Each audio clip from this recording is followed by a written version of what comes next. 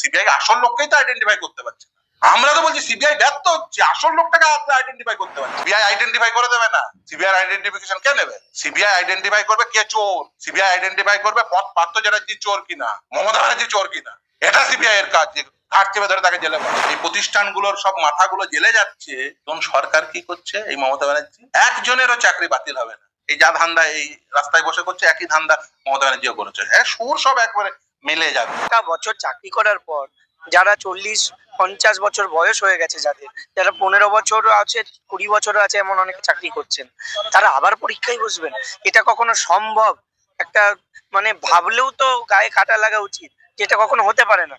তাহলে উনি কি এটাই বলতে চান যে উনি আবার আমাদের সঙ্গে মাধ্যমিক পরীক্ষা দেবেন বা উচ্চ মাধ্যমিক পরীক্ষা দেবেন, যে র্যাঙ্ক করেছিলেন, যে নাম্বার পেয়েছিলেন, আবার উনি পেতে পারবেন?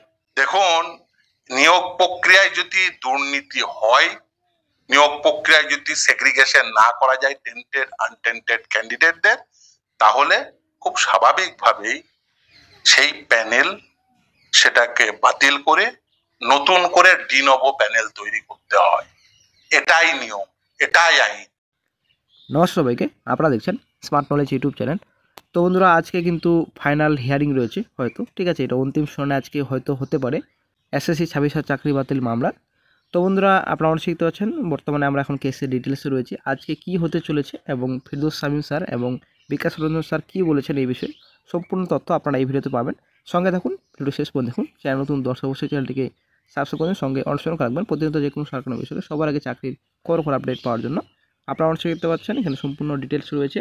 তো আজকে 10 তারিখ, তো আজকে হিয়ারিং হচ্ছে, আপনারা অনেক দেখতে পাচ্ছেন 10-25 আজকে হিয়ারিং হচ্ছে 2টার সময়। আপনারা অনেক দেখতে পাচ্ছেন 2 PM এখানে লেখা আছে, একদম টোটাল লিস্টেড রয়েছে কেসটি, সেল নাম্বার 34-এ রয়েছে।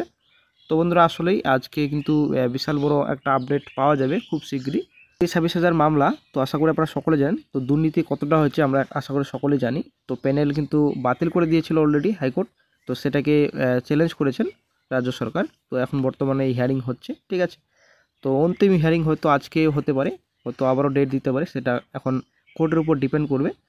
তো শামীম স্যার এই বিষয়ে কিন্তু অনেক কিছু কথা বলেছেন। শামীম স্যার যেটা মেন পয়েন্টের কথা বলেছেন, যে এই যে 4টি নিয়োগ প্রক্রিয়া, ঠিক আছে, তো এখানে গ্রুপ সি গ্রুপ ডিও রয়েছে। তো এই 4টি নিয়োগ প্রক্রিয়া কিন্তু পর্বত সমান দুর্নীতি হয়েছে, প্রচুর দুর্নীতি হয়েছে, সেটা কিন্তু ফিরদৌস শামীম স্যার এর আগেও বলেছেন। তো দুর্নীতি হয়েছে কিভাবে? তো দুর্নীতি হয়েছে, তো দুর্নীতির মধ্যে আপনাদের ইন্টারভিউ লিস্ট, তো সেটা কিন্তু প্রকাশ করা হয়নি, ঠিক আছে। তো মেরিট লিস্টকে, ইন্টারভিউ লিস্টকে গোলানো যাবে না। তো যাই রাঙ্গুলি তাহাই কিন্তু ক্রিকেট নয়, তো যাই ইন্টারভিউ লিস্ট তাই কিন্তু মেরিট লিস্ট না। তো বন্ধুরা, ইন্টারভিউ লিস্ট প্রকাশ না করলে রেশিও মেনটেন হয়েছে কিনা সেটা কীভাবে জানা যাবে? তো সেটাই কিন্তু মেন পয়েন্টের কথা বলেছেন কিন্তু ফিরদৌস শামীম স্যার। তো উইথ বেঁকে যাওয়া মার্কস ইন্টারভিউ লিস্ট কেন প্রকাশ করা হয়নি সেটা কিন্তু বলেছেন, ঠিক আছে। তো মেরিট লিস্ট যেটা আপনাদের রয়েছে, তো মেরিট লিস্ট কিন্তু উইদাউট মার্কে প্রকাশিত করেছিল কমিশন। তো ওরা দুর্নীতির গন্ধ পাওয়া যাচ্ছে, যে মেরিট লিস্ট একটা প্রকাশিত করেছিল, তো উইদাউট মার্কে কিন্তু প্রকাশিত করেছিল, উইথ মার্কে কিন্তু প্রকাশ করেনি। তারপর কিন্তু 2022 সালে মামলা হওয়ার পর তো উইথ মার্কে কিন্তু প্রকাশিত করেছিল যেটা আমাদের মেরিট লিস্ট, ঠিক আছে। তো আদালতের নির্দেশ ছিল বলে কিন্তু মেরিট লিস্ট প্রকাশিত করেছিল উইথ মার্কে, তার আগে কিন্তু মেরিট লিস্ট প্রকাশিত করেছিল উইদাউট মার্কে।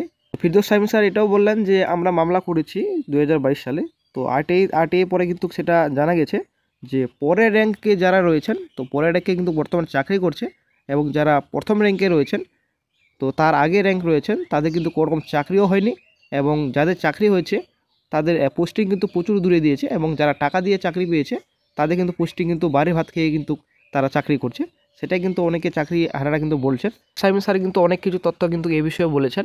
তো এই যেটা প্যানেল রয়েছে, তো এই প্যানেল কিন্তু টোটালি কিন্তু বাতিল হতে চলেছে। তো যোগ্য যারা প্রার্থী রয়েছেন তাদের কোনো কিছু কথা বলছেন না, কিন্তু অযোগ্য যারা প্রার্থী রয়েছেন, অযোগ্য প্রার্থী কিন্তু বাতিল হবেই, সেটা কিন্তু ক্লিয়ার, যেটা শামীম স্যার বললেন। তবে আজকে কিন্তু হিয়ারিং রয়েছে, কী হবে সেটাই কিন্তু দেখার বিষয়। তো তারপর বিকাশ রঞ্জন স্যারও কিন্তু অনেক কিছু কথা বলেছেন, যেটা প্রাতিষ্ঠানিক দুর্নীতি, যেহেতু সরকার সাথ দিয়েছেন, এসএসসি বোর্ড সব পর্ষদ সব কিন্তু একসাথে কিন্তু এই জল খোলার ব্যাপারে রয়েছে। তো তার জন্য এটা কিন্তু টোটাল কিন্তু প্রাতিষ্ঠানিক দুর্নীতি। কোনো রকম কিন্তু রিকমেন্ড প্রসেসে যেটা রুলস রয়েছে সেটা কিন্তু কোনো রকম ফলো করা হয়নি, ঠিক আছে, কোনো রকম কিন্তু রুলস মেনটেন করা হয়নি, তার জন্য কিন্তু আজকে এই দুর্দশা। তো এটা কিন্তু প্রাতিষ্ঠানিক দুর্নীতি। তো যেহেতু প্রাতিষ্ঠানিক দুর্নীতি হয়েছে, এখানে কোনো ক্ষমার কিন্তু জায়গা হয় না, সেটা কিন্তু বিকাশ রঞ্জন স্যার কিন্তু ওই দিন বলেছিলেন। ফিরদৌস শামীম স্যার কিন্তু এটাও বলেছেন যে সবাই কিন্তু আইনজীবীদের দোষ দিচ্ছে, বিকাশ রঞ্জন স্যার এবং শামীম স্যারকে দোষ দিচ্ছে। এটা কিন্তু শামীম স্যার বললেন।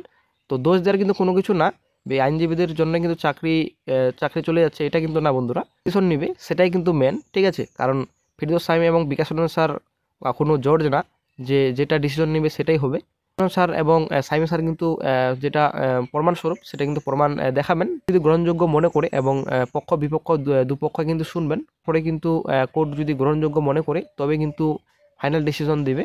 সেটা কিন্তু আইনজীবী বিকাশ রঞ্জন স্যার এবং শামীম স্যার কিন্তু বলেছেন আগে যে 26,000 প্যানেলের মধ্যে 10,000 কিংবা 15,000 এখানে জলঘোলা রয়েছে, অযোগ্য প্রার্থী রয়েছে, তারা টাকা দিয়ে চাকরি পেয়েছে, সাদা খাতা জমা দিয়ে চাকরি পেয়েছে। তো এতদিন কেন তারা ধর্নায় বসেনি, কেন এদের চোখে কি আসে না, কেন এর আগে কোনো কোর্টে কেস করেনি? তো এখন বলছে আইনজীবীদের দোষ, তো সেটা কিন্তু শামীম স্যার কিন্তু বলেছেন। অবশ্যই আপনারা ভিডিও ক্লিপটি শেয়ার করবো, অবশ্যই আপনারা দেখে নেবেন। তো আসলে কিন্তু আজকে একটা বিরাট বড় আপডেট খুব শিগগিরই পাওয়া যাবে। 2টার সময় কিন্তু লিস্টেড রয়েছে কেসটি, 2টার পর কিন্তু হিয়ারিং হতে চলেছে। আজকে 26,000 চাকরি বাতিল, তো আজকে হয়তো অন্তিম শুনানি হতে চলেছে। তো বন্ধুরা আজকে কী হবে সেটাই কিন্তু এখন দেখার বিষয়। তবে সুপ্রিম কোর্টের প্রধান বিচারপতি কিন্তু বারবার বলছে যে যদি সেগ্রিগেশন সম্ভব না হয়, যদি যোগ্য অযোগ্য বাছাই করা পসিবল না হয়, তো প্যানেল কিন্তু ক্যান্সেল করা হবে, সেটা কিন্তু আগে থেকে বলেছে। তো এই যে 1 নম্বর সেগ্রিগেশন যদি বাই চান্স না হয় তাহলে কিন্তু প্যানেল বাতিল। তো এই কথাটাই কিন্তু বারবার বলছেন।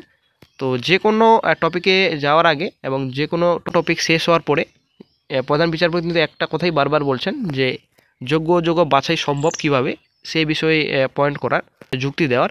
তো এই বিষয়ে কিন্তু কোনো রকম কিন্তু যুক্তি কিন্তু এখনও কিন্তু গ্রহণযোগ্য হয়নি প্রধান বিচারপতির, সেটা কিন্তু ক্লিয়ার বোঝা যাচ্ছে। হয়তো প্যানেল বাতিল হওয়ার অনেকটাই সম্ভাবনা রয়েছে, তবে আজকে কি হবে সেটা কিন্তু দেখার বিষয়।